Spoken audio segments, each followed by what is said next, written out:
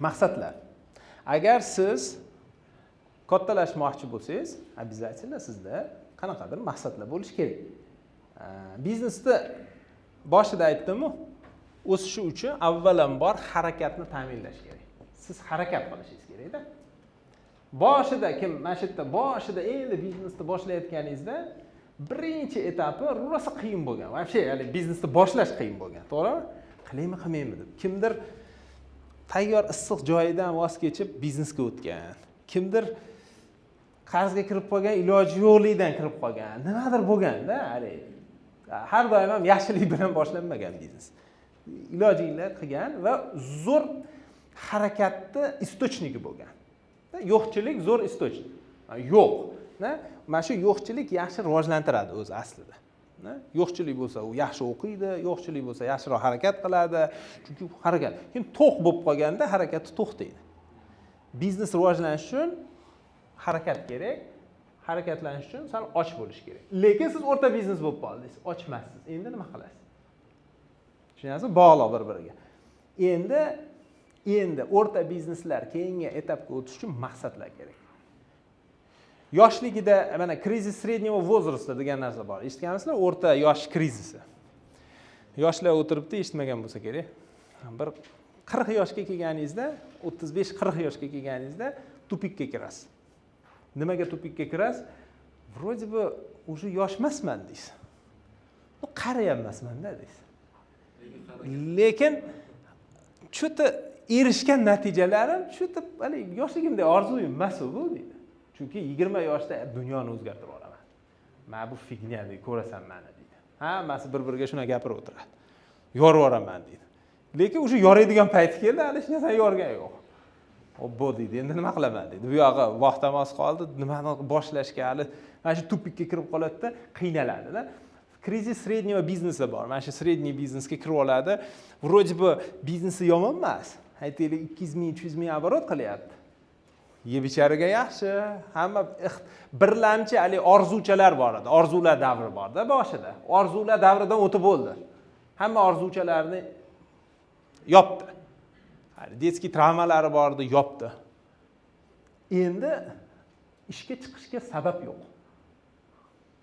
Savdo bo'lib turibdi, mana shu tupik, mana shu qolib ketadi. Aksariyat qolib ketadi. Mana shundan chiqish uchun maqsadlar qo'yish kerak. Katta maqsadlar. Nimaga erishmoqchiman? Ambitsiyalaringiz bo'lish kerak. Ambitsiya agar bo'lmasa, menda bitta kliyentim bor edi, ta'lim yo'nalishi bo'yicha katta ekosistema qurdik, boshqa qildik, hisob-kitob, fin modellar qildik, universitet, maktab, balobatlar, keyin bir kun kelyapti-da. Amerikaga ketaman dedi. Desam, men hisoblab ko'rdim dedi.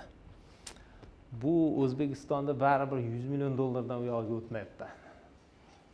Menga qarang dedim, siz buni 10 millionga chiqib oling birinchi dedim. Sen chetda u motivatsiya bermayapti. Amerika bozor bu yoshligim o'tib ketib qolyapti. Men hozir bu ambitsiyalarim bilan, bu harakatlarim bilan dunyoni o'zgartirishim kerak, tushunyapsizmi dedi.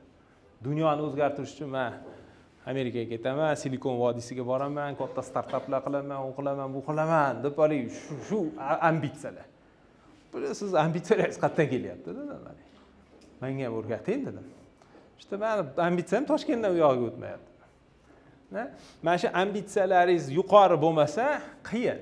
Misol uchun siz bitta rayonda sotyapman deysiz. Nima rayonda sotyapsiz? Nima Toshkentda sotmayapsiz? Nima butun regionda sotmayapsiz? Nima Sengada sotmayapsiz-da? Nima dunyoga chiqmayapsiz? Chunki mana shu patologiyangiz bor-ku, miyadagi patolog yo'l qo'ymaydi. U yo'l qo'ymasa, qolib ketasiz. Strategiya o'rganasizmi? Qanaqadir bir o'shaning uchun buni qana o'zgartiramiz? Ambitsiyalarni o'zgartirishda har xil uslublari bor. Buni o'zgartirishda eng zo'r, yaxshi uslublardan biri bu mana shu ambitsiozni odamlarning orasiga kirish. O'shanaqa odamlar bilan ko'proq suhbatlashish. Agar siz bor bo'sh vaqtingizni mahallangizdagi choyxonadan chiqmayotgan bo'lsangiz, qayerdan keladi ambitsiya? Ya sinfdoshlaringiz bilan, kursdoshlaringiz bilan, voyinniy doshlar, bilmayman qanaqa doshlar bilan gapdan bo'shamayapsiz. Qayerdan keladi? Ambitsiya kelmaydi, tushunyapsizmi? Siz o'zingizga o'xshagan tadbirkorlar bilan ko'p gaplashib, yangi darajaga chiqishingiz kerak, kitob o'qishingiz kerak. Har xil davralarda bo'lishingiz kerak-da. Faqat shu haqida o'ylaganingizdagina ambitsiya paydo bo'ladi. Men treningga, balki treningga ham kelishingiz kerak. Bu yerda ham har xil odamlar bilan uchrashasiz. No, bu yerda mana bizda klub bor, Allianz biznes klubi. U yerda o'tgan yili biz nimaga olib borganmiz? Saggilamlariga. O'shanda rosa menga ko'rsatkich bo'lgan. Bir 30 kishicha bordik, unda ko'pchilik emas edik. Olib bordik, zavodlarni ko'rsatdi. Endi bizda Allianz klubida hamma takoy, sal o'ziga to'q, yaxshi biznesmenlar yig'ilganmiz. Ancha seleksiya qilamiz, boshqa qilamiz, filtrlar qo'yib, yiqqamiz, olib bordik. Hamma keldi, bu zavod ekan dedi, Kamol aka endi hamma kutib oldilar, kelinglar, xush kelibsizlar dedi. Bu bitta zavodimiz, stanoklar qaradik. Hani bir 50 tacha stanok turibdi. Katta. Stanoklar nechi pul dedi. Bu shu liniya $3 million. Aksariyat tadbirkorlarning biznesni rivojlantirishdagi yetishmayotgan narsa bu to'g'ri qarorlarni berish. To'g'ri qarorlarni berish uchun esa biznes ilmi muhim. Agarda siz videomizni mana shu joyigacha ko'rayotgan bo'lsangiz, katta ehtimol bilan siz biznes ilmini olishga qiziqqan tadbirkorsiz. Mana shunday videolar orqali ilm olish juda yaxshi. Lekin bu biznes ilmini yanada chuqurroq o'rganish uchun siz kabi tadbirkorlar uchun biz maxsus biznesni rivojlantirish va marketing kursini tashkil qilganmiz. Ushbu kursimizda shu kunga qadar yuzlab tadbirkorlar ta'lim olishgan va o'z biznesini rivojlantirishga ulgurdi. Men o'ylayman, har bitta biznes egasi обязательно kelish kerak, o'zi shaxsan bu kurslarda o'zi o'qish kerak. Demak, kurs kimlar uchun?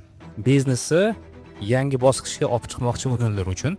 Bunaqangi summaga arzonga sotyapsizlar. Rahmat. Agarda siz ham mana shu ko'p sonli tadbirkorlar orasida bo'lmoqchi bo'lsangiz va biznesingizni rivojlantirmoqchi bo'lsangiz, albatta mana shu kursimizni sizga tavsiya qilaman. YouTubedan o'rganishdan farqli, bizning maxsus dasturimizda siz qadamma-qadam biznesingizni qanday rivojlantirish kerak degan savolga jonli javob olasiz. Va mana shu rivojlanish etapida uchraydigan savollaringizga bevosita mendan maslahat olib, savollaringizga javob olish imkoni bo'ladi. Ushbu dasturimizda qatnashishga sizga 100% kafolat beramiz.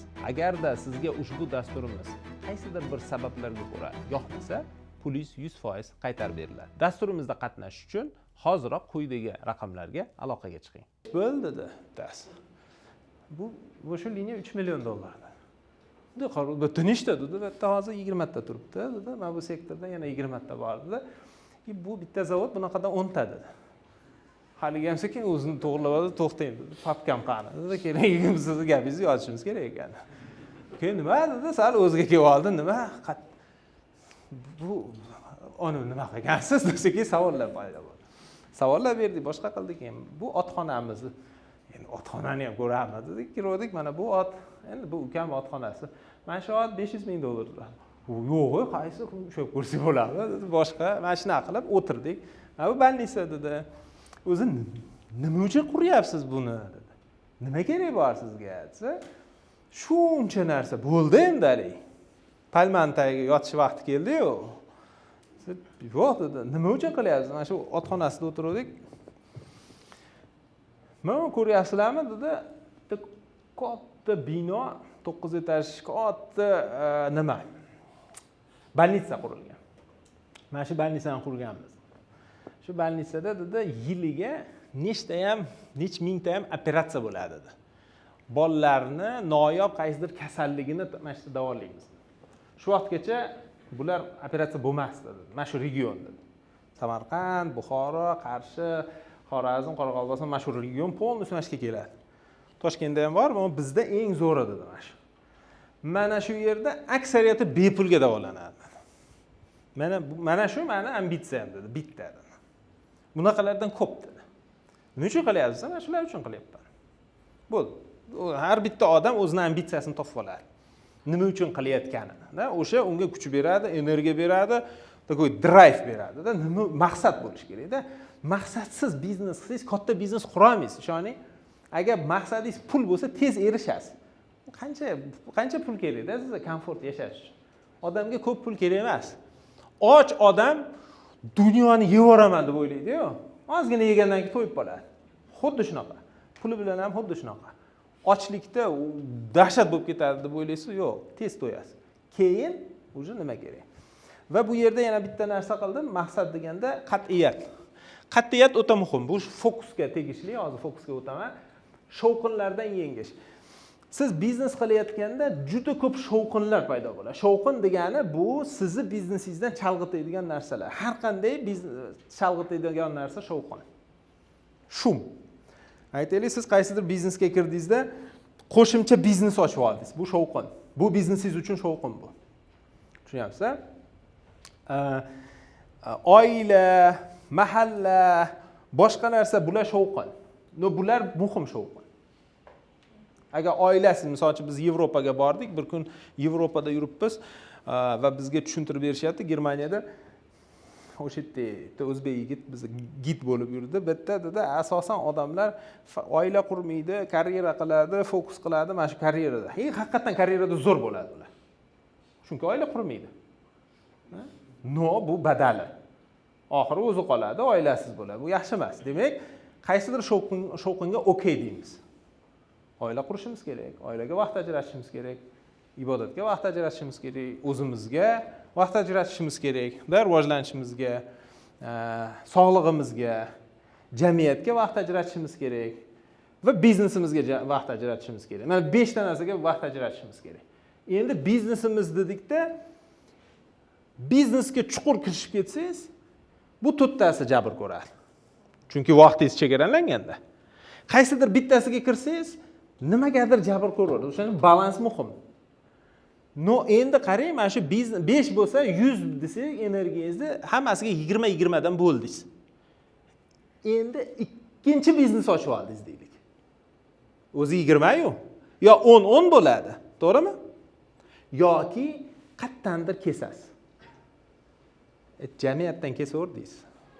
Chiqmasam chiqmabman deysiz. Oiladan kesdingiz. O'sha oilada ko'rinmay qolasiz, bormaysiz.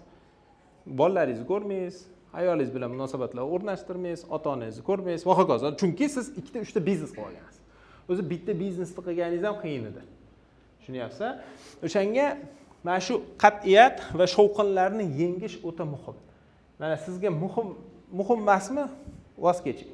Hozir qisqacha o'shani ko'rsataman. Fokus deganda mana harakatni ta'minladingiz. Aytaylik, bo'ldi, men harakat qilaman, ambitsiyalar qo'ydim, zo'r bir natijalarga erishaman dedingiz, bo'ldi. O'tib oldingiz yana. Keyingi etapga o'tdingiz. Endi nima qilish kerak desa, endi to'g'ri strategiya bilan fokus qilishingiz kerak.